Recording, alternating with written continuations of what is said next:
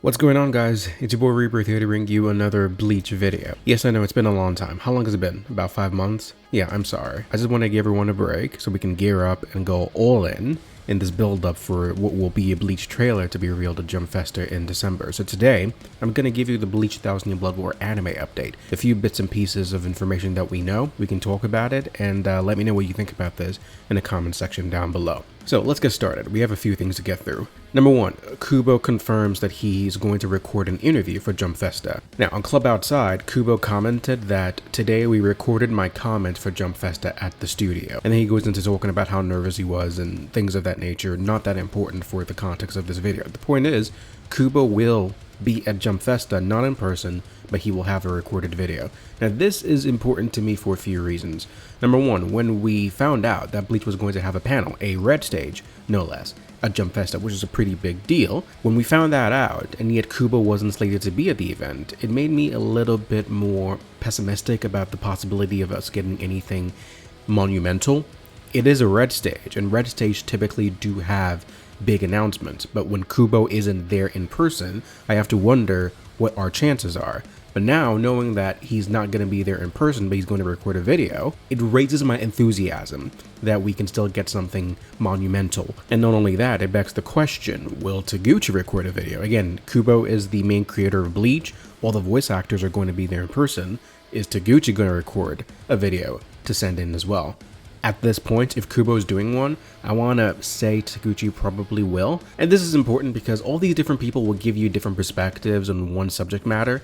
And like you get one person say one thing and they'll say it in a different way that gives you more information because one person's more blunt than the other. One person's more succinct than the other. That's why I care about wanting to hear things from the director, wanting to hear things from the producer, and wanting to hear things from the creator. They'll all give you 3 unique perspectives, which could give you unique information as well. So that's point number 1.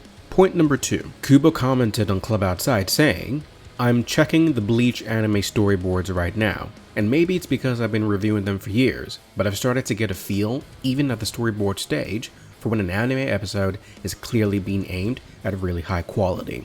To explain what Kubo is essentially saying here, he's saying he's currently looking at Bleach storyboards, and after looking at it for so long, he now knows when an episode is going to be great, because the storyboarder in question is probably of a high level.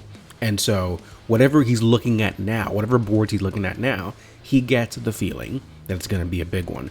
Now, the Bleach production for Cour 4 has been going on for quite some time right now, so if Kubo was still looking at new storyboards, which we can only assume because like he wouldn't be saying he's looking at storyboards now in regards to storyboards he looked at months ago. So most likely what's happening here is he's looking at storyboards that are actively being worked on. And if that's the case, then there's a high chance that these episodes are the episodes towards the end of the Cour because you're only now getting to them or something. Which I know that's not the universal rule of how it works, because sometimes the typical way that they go about it is they do the big episodes first, no matter where it is. So there's no way to confirm exactly which storyboards Kubo is talking about. But the bottom line is, it's always good news if Kubo is looking at bits and pieces of storyboarding material or episode material and feels as though it's going to be high quality episode, because Bleach needs one. It's a little bit of a tangent, but Bleach needs one of those.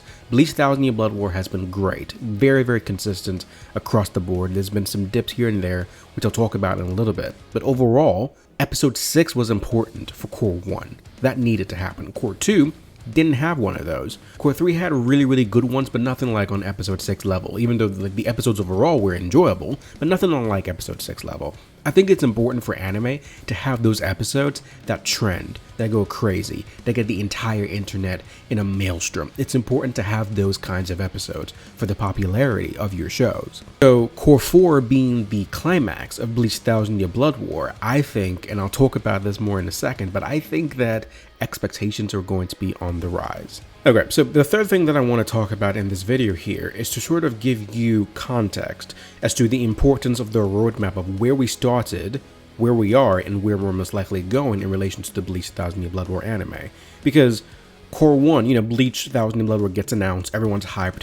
Studio Pierrot, after being in the dumps for so long, finally has the opportunity to reclaim some of its good name that has been lost throughout all the bad mistakes they have been making throughout the years. They come out with Cour 1, it's a banger. People are like, oh my goodness, Bleach looks so good. It's so awesome. Everyone is just enjoying the fact that Bleach has returned, and the quality is outstanding. You know, they hit you with the double haymakers of episode 6 and 7 back to back, and then they go right into Kenpachi versus Unohana after that, into The Blade Is Me, and then you end with that beautiful episode 13. They stuck the landing, they came back with a bang. It was awesome. But then they got complacent. They were like, and by they, I don't really mean the staff, I mean like probably like the production committee or something. They were like, hey, you know, this was so good, let's get Cour 2 and let's get it here faster. So they made the mistake of having a 6-month production for Cour 2. That was a bad call. And Cour 2, even though the art was consistent, the backgrounds were awesome, the story itself, the additions were great, the animation took a nosedive, and it was very noticeable. After the expectations of Cour 1, people expected more from Cour 2, and they didn't get that. And for whatever reason, and I know there was a huge discourse about this in Bleach fandom and in the anime fandom overall, so about certain people being toxic in their opinions to the staff members, and the really delicate balance that you have to strike between letting it be known that you demand more while not being toxic enough to negatively impact the people who are working on the show. There's a very delicate balance that exists there, and we tried our best to be open and honest about the reality of what we were getting, but also not turning into what's happening with One Punch Man now, if you guys have been paying attention. I think that for better or worse, the combination of the toxic and the non-toxic within the Bleach community seems to have done the job, because in Cour 3, they decided to change things. They decided to change their approach, they decided to change their perspective, and it was for the better. Because what happened in Cour 3? Studio Pierrot creates this subsection called Pierrot Films, and then Bleach is now the first big project for Pierrot Films. So they're looking to make a big statement. Not only that, it's not fully confirmed, but Kubo, there are rumors here, is that Kubo went to the production committee, or he spoke to whatever suits he needed to speak to say, we need more time for this so we can get it right. I'm not happy with the way this is. So you've got the creation of Pierrot Films dedicated to Bleach being its first show ever, Kubo demanding that they up the quality and give them more time, and Cour 3 shows up. And Cour 3 is stupendous. It's awesome.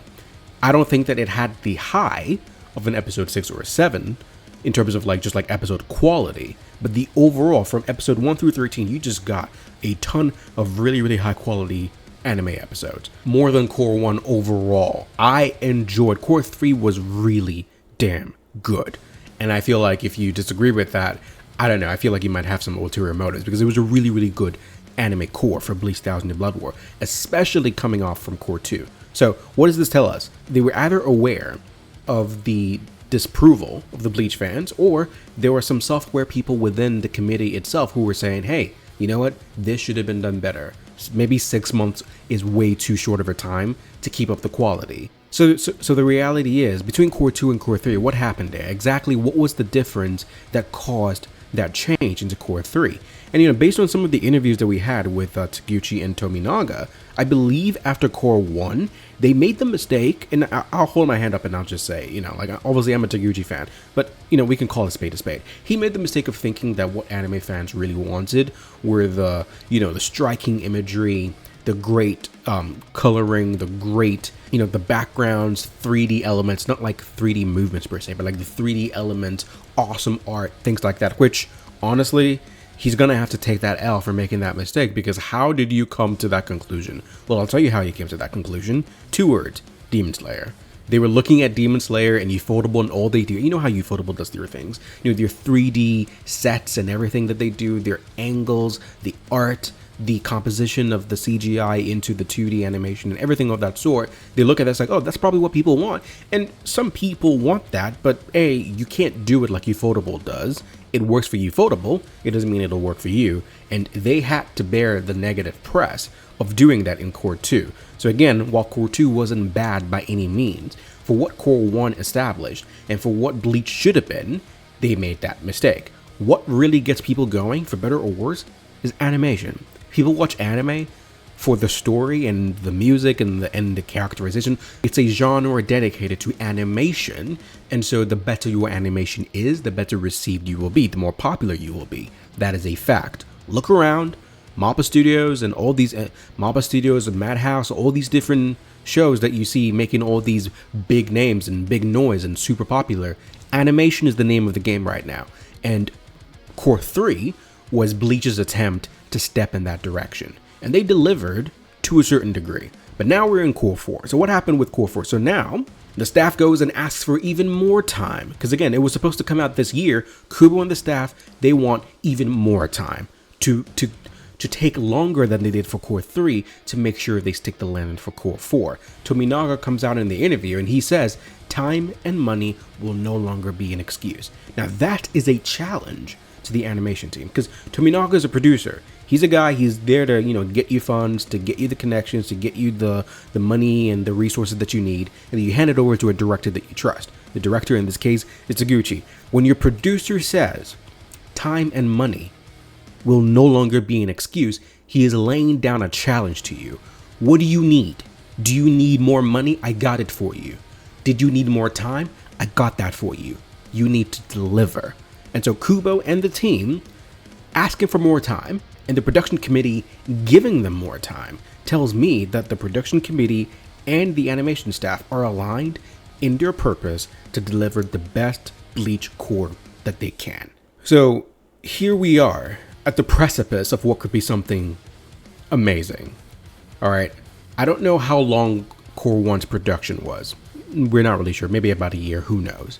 Cour 2 was 6 months. Bad idea. Cour 3 was about 11 months. This is not counting pre-production, just strictly production times. Cour 2 was 6 months. Cour 3 was about 11 months. Right now, I think we're roughly about 8 months into Cour 4 production. If the release date, if we go to Jump Festa and they drop the trailer and the release date is around the spring slot, we're talking about if the anime gets released spring 2026, we're talking about a year production timeline. So that's just a little bit more than Cour 3, all right?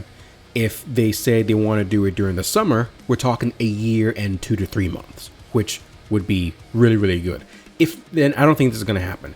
If they say they want to go fall 2026, the fall of 2026, we're talking about over a year and 6 months of production, purely production. Now that I think is unlikely. It would be crazy if they decided that they wanted to air Bleach next year fall. That's like a year and a half of production time. That's a long time to wait in between seasons. Most likely what's going to happen here is probably summer. I think spring is it's going to be a really, really short time between releasing the trailer and releasing the anime. So most likely we're looking at summer 2026, which would be a year and 2 to 3 months of pure production. Now, if that's the case, I'm not going to be mad if people go into Cour 4 with a certain level of expectation. And it's a very slippery slope to be on, because joy, satisfaction, it's a measure of expectation.